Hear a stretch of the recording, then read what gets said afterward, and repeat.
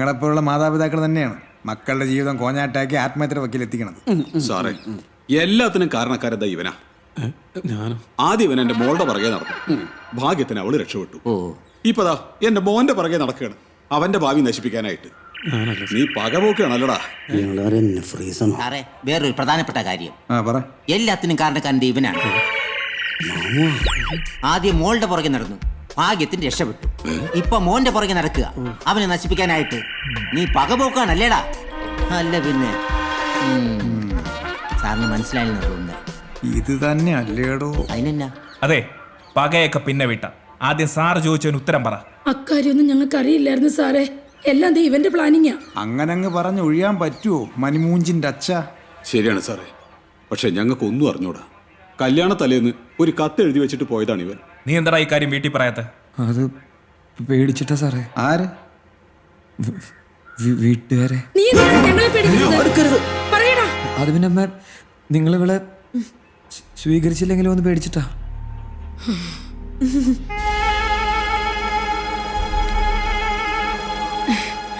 ആര് പറഞ്ഞടാ ഞങ്ങൾ ഇവളെ സ്വീകരിക്കില്ലെന്ന്? വേറെ ആരും സ്വീകരിച്ചില്ലെങ്കിൽ ഇവളെ ഞാൻ സ്വീകരിക്കുമായിരുന്നടാ.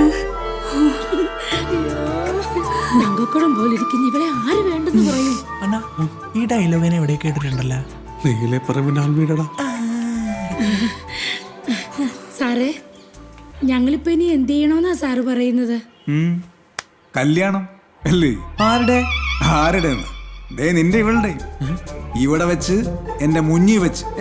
അതൊന്നും നടക്കൊന്നുമില്ല. അതെന്തിനു നടക്കാത്തത്? അത് പിന്നെ സാറേ, ഇപ്പൊ രാഹുകാലത്ത് ശുപാർശ ചെയ്യാൻ കൊള്ള. ശരിയാ. നീ മിണ്ടരുത്. എന്റെ മകന്റെ ഏറ്റവും വലിയ രാഹു നീയാ. രാഹുകാലല്ല, ഷിബുകാലം. ഗംഗാധരണ്ണ, നിങ്ങളൊന്ന് അടങ്ങി. നമുക്ക് ഈ രാഹുകാലം കേട്ട് നടത്തിയാൽ മതിയില്ലല്ലേ? അയ്യോ, അപ്പൊ പിന്നെ ഞാൻ എന്നാ ചെയ്യും? തനിക്കെന്തിന്? അല്ലെ കാശ് വാങ്ങിച്ചവരോടൊക്കെ. കാശ? അല്ലെ പന്തലിനും മുളയ്ക്കും ഒക്കെ ഉള്ള കാശേ. പന്തല് മുളൊക്കെ അവിടെ നിൽക്കട്ട്. ഇവളെ ഇവൻ തന്നെ കെട്ടും. സാറ് പറ്റില്ല സാർ, അതെനിക്ക്. കാര്യം പറ സാർ. അത് എൻ്റെ ഏറ്റവും വലിയ ആഗ്രഹമായിരുന്നു. ഏതെങ്കിലും ഒരു അമ്പലത്തിൽ ഏതെങ്കിലും ഒരു ഭഗവാന്റെ മുമ്പിൽ വെച്ച് ഞാൻ തല്ലിയിട്ടുള്ളൂ.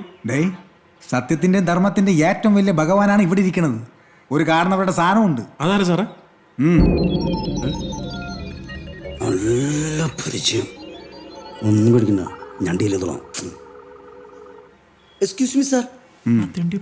അത് പിന്നെ സാറേ, സാർ വിചാരിക്കുന്ന പോലെ ഇവരൊന്നും ഈ ദൈവങ്ങളുടെ മുന്നിൽ വെച്ചൊന്നും കല്യാണം കഴിക്കൂല സാറേ. ആരുടെ മുന്നിൽ വെച്ച്? ഈ ദൈവത്തിന് മുന്നിൽ വെച്ച്. പക്ഷെ ഏത് ദൈവം എന്നാണ് പിടുത്തം കിട്ടാത്ത. ഫാദർ ഓഫ് നാഷൻ നിനക്ക് അറിയില്ലല്ലേ? സോറി സാർ, ഫാദറിന്റെ അറിഞ്ഞില്ല സാർ.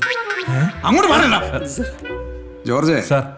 ആരെ വിട്ടാലും ഈ കാട്ടുമാക്കാനെ മാത്രം വിടരുത് കേട്ടോ. രണ്ടുപേരും ചരിത്രം ശരിക്കും പഠിപ്പിച്ചു വിടാൻ. റൂം അറിയാലോ. അങ്ങോട്ട് മാറിക്ക്.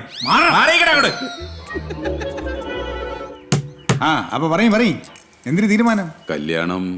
കല്യാണം നടത്തണം തന്നെ ഞങ്ങളുടെ തീരുമാനം. പക്ഷേ അത് ഇവിടെ വെച്ച് വേണ്ട സാറേ. അതെന്തിരി? നിനക്ക് ആ ഫോട്ടോയിൽ കണ്ട മഹാനം മനസ്സിലായില്ലേ? നിങ്ങൾക്കറിയാമോ? പിന്നെ ആരാ പറഞ്ഞൊരു പൈൻറ്റ് വെച്ചാൽ പറ്റും. എന്ത് വാങ്ങിച്ചാൽ അല്ലെങ്കിൽ ഇവിടുന്ന് പോകാൻ പറ്റില്ല.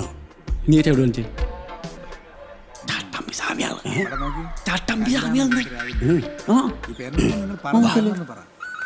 നാട്ടിൽ പേര് കേട്ട കുടുംബം ഞങ്ങളുടെ. അതിലും പേര് കേട്ട കുടുംബം ഞങ്ങളുടെ. മാത്രല്ല ഒരുപാട് ബന്ധുക്കളുണ്ട്. ബന്ധുക്കളെ ഞങ്ങൾക്ക് ഈ ബന്ധുക്കളെ നാട്ടുകാരെ എല്ലാവരെയും വിളിച്ച് ആഘോഷപൂർവ്വം ഇവന്റെ കല്യാണം നടത്തണമെന്ന എന്റെ ഇവളുടെ ആഗ്രഹം. ദയവ് ചെയ്ത് സാറ് എതിരൊന്നും പറയരുത്. ഇനിയിപ്പോ ഞാൻ സമ്മതിച്ചെന്നിരിക്കട്ടെ. പിന്നീട് ഇതിനകത്തൊരു പ്രശ്നം ഉണ്ടാവില്ലെന്ന് എന്തൊരു ഉറപ്പ്? ആദ്യ സത്യം. ആ ഉറപ്പ് ഞാനാണ് സാർ. സാറിന് എന്നെ വിശ്വസിക്കാം. മാമൻ എന്തിനു പറയണത്? എന്നാ പോനെ, നിങ്ങൾ മാമന്റെ അഭിപ്രായം പറയും. ഇനി എന്നാ മാമൻ? എന്റെ പൊന്നു സാറേ, ഞാൻ എന്നാ പറയാനായിട്ടാ? കുടുംബം നോക്കാൻ വേണ്ടിട്ട് എന്റെ കൊച്ചി രാപ്പകലില്ലാതെ കിടന്ന് കഷ്ടപ്പെടുക. ആ കഷ്ടപ്പാടിന് ഒരു അറുതി വന്നെങ്കിലും അവൾക്ക് ഇങ്ങനെ ഒരു ഭാഗ്യം കിട്ടിയില്ലേ, അത് തന്നെ വലിയ പുണ്യം.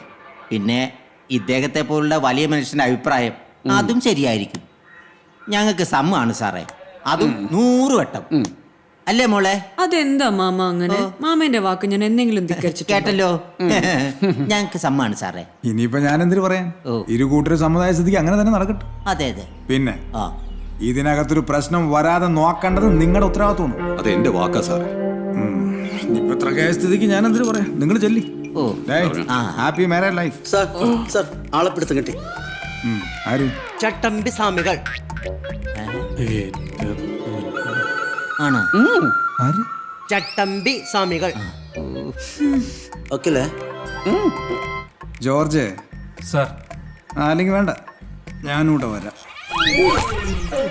ഇത്ര കാലം കൊണ്ടാണ് ഈ ലോഡ്ജിൽ ഒരു പെണ്ണ് കയറിയിട്ടില്ല. നീയായിട്ട് എന്നെ ഇറക്കി വിടാനുള്ള പറ്റി. എനിക്ക് 3 ദിവസം നീട്ടി വിട്ടോണ്ട് ചവട പറ്റി. പാമ്പ് കുത്തുന്നതിന് എന്റെ മുമ്പിൽ കണ്ടുപോകുന്നു. പോടാ. ഷിബു അണ്ണ, നിങ്ങൾ എന്തിനാ പോലീസ് സ്റ്റേഷനിൽ വെച്ച് എന്നെ തടഞ്ഞത്? നിങ്ങൾക്കൊരു പ്രശ്നമില്ലല്ലോ. ഇനിയിപ്പോൾ ഞാൻ അവളെ നാട്ടുകാരുടെയും വീട്ടുകാരുടെയും മുമ്പിൽ വെച്ച് കല്യാണം കഴിക്കണ്ടേ? അവളെ കെട്ടണേക്കാളും ഭേദം ചാവണതാ. അങ്ങനെ അങ്ങനെ ചാവണ്ടിയ നാടിന്റെ പേര് എഴുതി വെച്ച് ഞാൻ ചാവും. നോയിക്കോ. ഓ പിന്നെ ഞാൻ ആ സ്റ്റേഷനിൽ വെച്ച് തടഞ്ഞിലേ കാണായിരുന്നു. ഒന്നെങ്കിൽ നീ അവളെ കെട്ടണ്ട വന്നേനെ, അല്ലെങ്കിൽ ജയിലിൽ കിടക്കണ്ട വന്നേനെ. നിങ്ങൾ എന്തായി പറഞ്ഞ ഷിബു അണ്ണ? അവിടെ അച്ഛൻ SI ക്ക് വാക്ക് കൊടുക്കണമെന്ന് കേട്ടല്ലേ? അടുത്ത ശുഭമുഹൂർത്തത്തിൽ എന്നെ പിടിച്ച് കെട്ടിച്ചോളാന്ന്. എടാ പൊട്ട, ആ സ്റ്റേഷനിൽ നിന്ന് രക്ഷപ്പെടുക എന്നുള്ളത് അത് മാത്രമായിരുന്നു നമുക്ക് റിസ്ക് ഉള്ള പരിപാടി. അതെന്തായാലും ഭംഗിയായിട്ട് നടന്നു. ഇനി കെട്ടണോ വേണ്ടയോ എന്നുള്ളത് നമ്മൾ തീരുമാനിക്കും. അപ്പോ അച്ഛനോട് SIയോട് നമ്മൾ എന്ത് പറയും? അതിന് നമ്മൾ പുതിയൊരു തിരക്കഥ തയ്യാറാക്കും. ബ്രഹ്മാവനാണോടാ ആയുസിന് പഞ്ഞം. അപ്പോ പ്രശ്നമില്ലല്ലോ. നീ ധൈര്യമായിട്ടിരിക്കടാ. ഇനി എത്രയും പെട്ടെന്ന് നമുക്ക് അവളെ പോയിന്ന് കാണണം.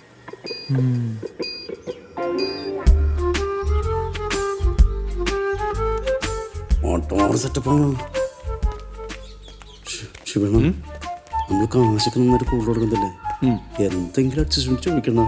5 മിനിറ്റ്, ഒരു 3 നീ ഒരു ചിരിപ്പിക്കാണ്ട് വന്നേ. മിനിറ്റ് നിന്നിട്ട് ചോദിക്കണം പ്ലീസ്.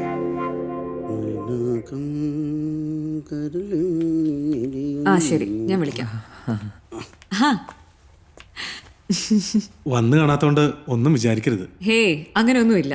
അല്ല, കുടിക്കാൻ വല്ലതും പറയട്ടെ? ഒന്നും വേണ്ട. പിന്നെ പറ, എന്തൊക്കെയുണ്ട് വിശേഷം?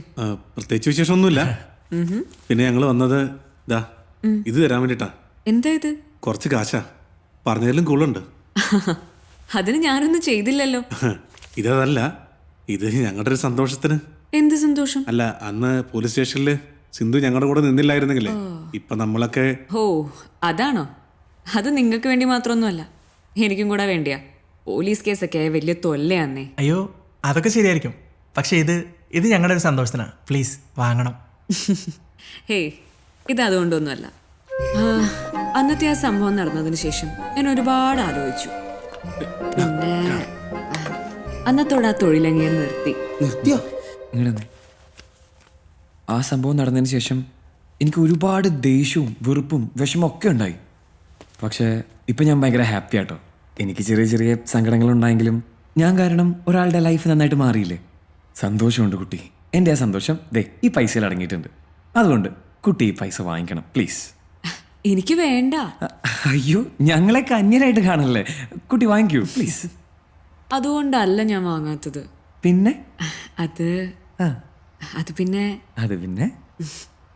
കല്യാണം കഴിക്കാൻ പോകുന്ന ആളുടെ അടുത്തുനിന്ന് ഞാൻ എങ്ങനെയാ കാശ് വാങ്ങുന്നത്? ആരെ കല്യാണം കഴിക്കണ ആരും?